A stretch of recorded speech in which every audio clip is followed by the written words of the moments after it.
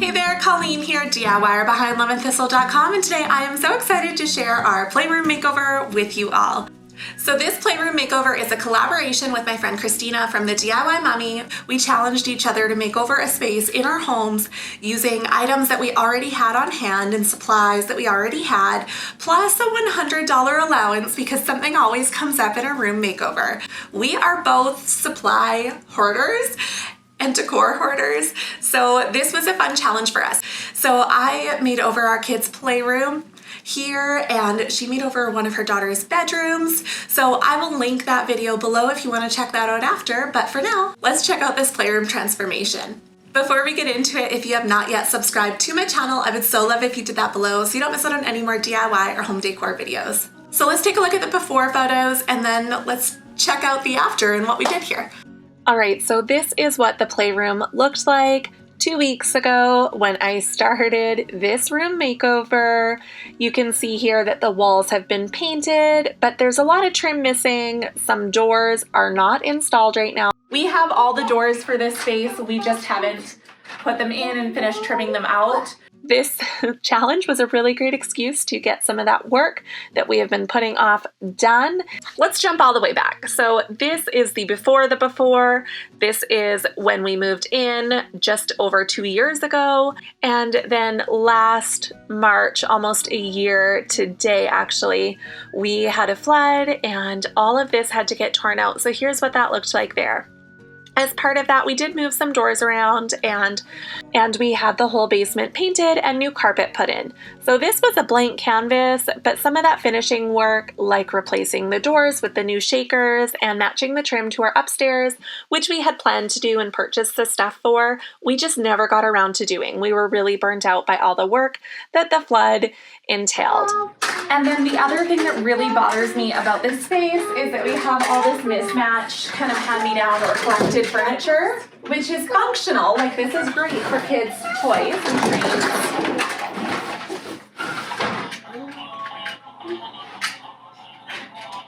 Now it's singing. But I mean, that's black. Our kids' coloring table here is navy, and then we have this IKEA furniture here. We have one that's gray, and then when we went back, they didn't have gray anymore, so we got blue, and it just, none of it matches. So I thought that I'm gonna try and use some paint that I have in my stash, and I'm gonna paint all 4 of these pieces to match. And then the last thing that we're looking at doing is some kind of decor for the walls. Oh, and this little nook over here. Okay, and then the other section of the room that we wanted to do something with is this. This is under the stairs here. The Lego stuff is just on this side of the wall. And then they've been using this little room as a dress-up closet, so they have all their costumes in here, but it's really grimy. This drywall was not replaced, and therefore it wasn't painted. So it's pretty gross. So we're gonna paint it out. We'll replace the light fixture. It's just a bare bulb up there. And then other than painting it out, we might do something fun on the walls, like some kind of pattern, maybe. And then we're gonna pull the casing off and we're gonna leave this without a door. So that's our plans for the space. We're gonna use mostly things that we already have. We do have quite a bit of decor we've brought with us from our last house that we haven't used in this house. And then I also have a bunch of paint in my stash. So we'll dig through that and we'll see what colors we are excited to use. And I think we'll need to come up with some kind of better storage in here than one hamper because this happens daily. All right, so the first thing that we did was remove any old trim around the doors and replace the doors and the trim with the pieces that we had in the garage. I will admit this all took much longer than I planned. I thought that we'd be able to get this done in 1 week, and we were pressed to get it done in 2 full weeks. We love to include our kids in the renovations. We think it teaches them really good skills, and also they're around all the time, so we try to get them involved in whatever we're doing, but it definitely slows us down. All right, so after we removed the trim and replaced the doors, replaced the trim, I spent so much time filling the nail holes and caulking them and painting the doors and the trim. Now that's super unexciting, so I won't bore you with that. What else I painted is the furniture from this room. So I painted the IKEA furniture as well as that play table. Now the play table is a DIY that we made a few years ago. I sprayed it with chalk paint, and so that was really easy to sand down and refinish. The IKEA furniture, however, is a little bit more difficult to refinish. I actually took Christina's advice on this from her entryway makeover, and I sanded the melamine a little bit, and then we just used a bonding agent with our paint. Now, I used milk paint because I had it on hand. This was my first time using milk paint. It is from Fusion Mineral Paint, and I love my Fusion Mineral Paint. I painted my boys' bunk bed and crib with it, and it's held up incredibly well. So this is a new product from them. Honestly, I didn't love it as much as I love the mineral paint. And here's why. I am a little bit of an impatient painter, and in between each coat of the milk paint, it's gritty. Like, it has a texture to it, so you have to lightly sand it before you can put on each additional coat. You also have to mix up the paint, and it takes at least 3 coats. I did 3 coats on all these pieces, and it probably could have used a 4th, but I ran out of paint. I just don't have the patience for this product when I know that Fusion Mineral Paint looks beautiful and only takes me 2 coats. I also decided to add bases to the IKEA furniture. Now, I did this to elevate the look a little bit, but to also tie in the wood IKEA stools that we have at the play table, just to help it all flow really nicely.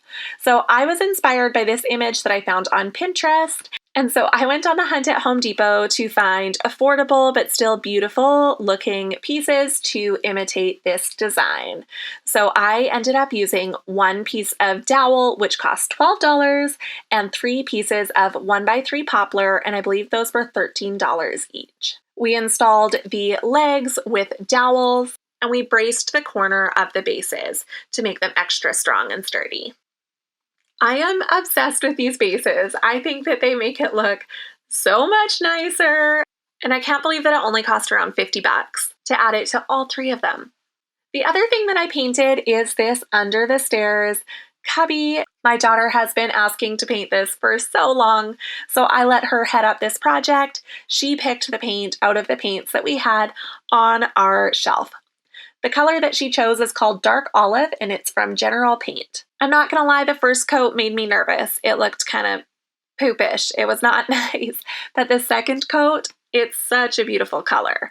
So the reason that she chose the dark green over any other color that we had is we were discussing decals that we could put on the paint to kind of mimic wallpaper. I use my Cricut all the time, and I have a huge stash of removable vinyl that we could choose from. She decided that forest creatures and magical unicorns would look really beautiful on a dark green. So the kids actually designed these themselves. They went into Cricut Design Space and searched out animals that they really liked. I deleted most of the ones that didn't fit with the theme.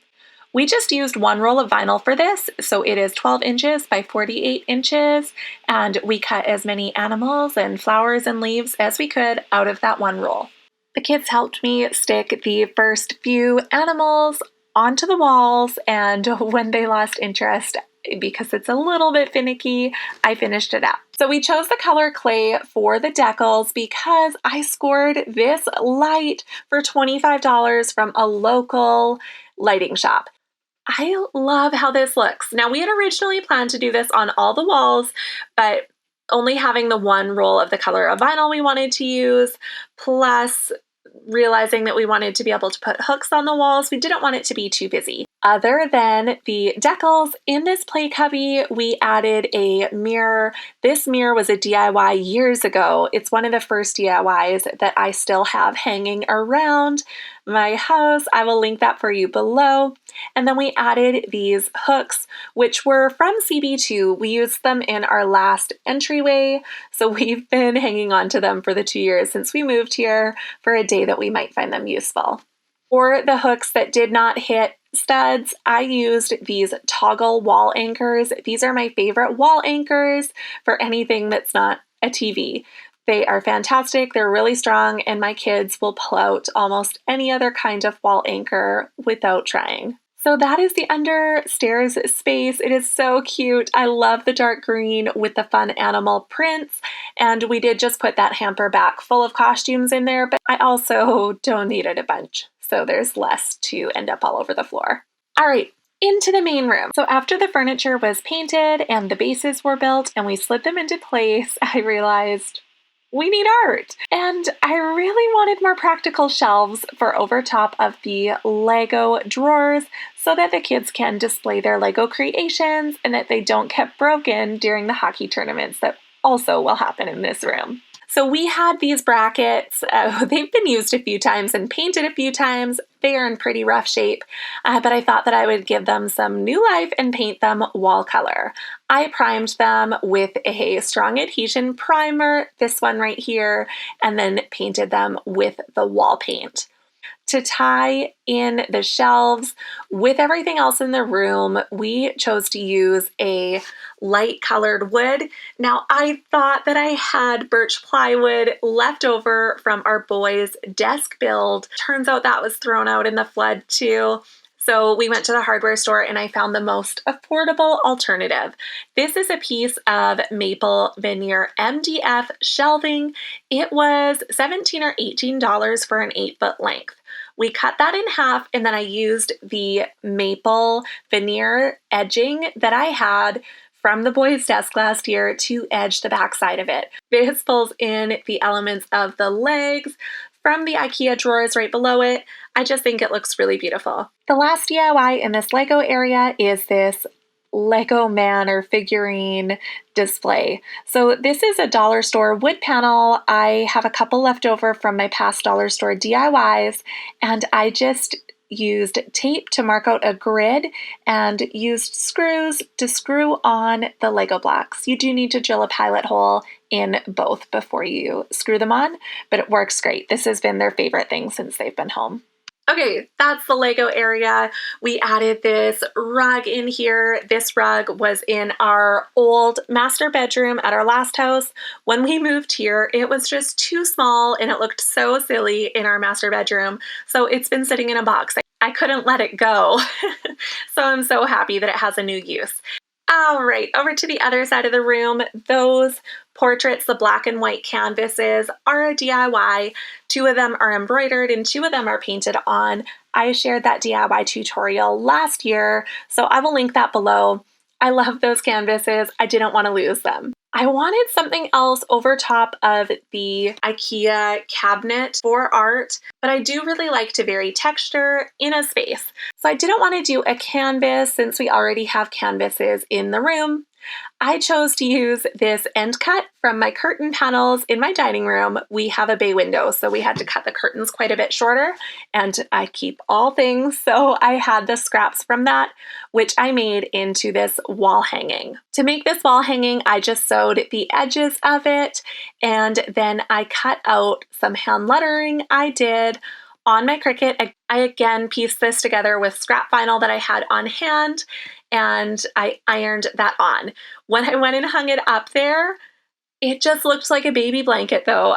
You know those muslin blankets with black writing on them that people hang above cribs? So I decided to add some hardware to it to make it a little bit more substantial. I had these eyelets from my first ever craft workshop that I did back in 2015, still kicking around, so I added those to the corners, and that just polished it off, made it look so much more finished. I am so happy with it. This was really just such a great excuse to fix different things, to pull out the things that we've had in storage, and just to get this playroom working for us. I am so happy with how it turned out. It just looks beautiful.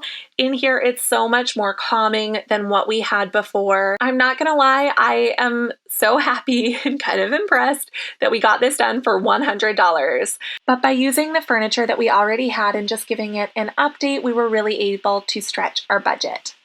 So if you need an excuse to hold on to things from past projects, I guess you just use this. Thank you so much for watching. I hope that you enjoyed this video. If you did, make sure to give it a thumbs up and subscribe so you don't miss out on any more DIY or home decor videos. Also a reminder that this video is one of 2. My friend Christina from the DIY Mommy also made over her daughter's bedroom using supplies that she had on hand, plus that $100 budget. I will link that video below so you can hop over and check out her channel. We'll see you next time. Look!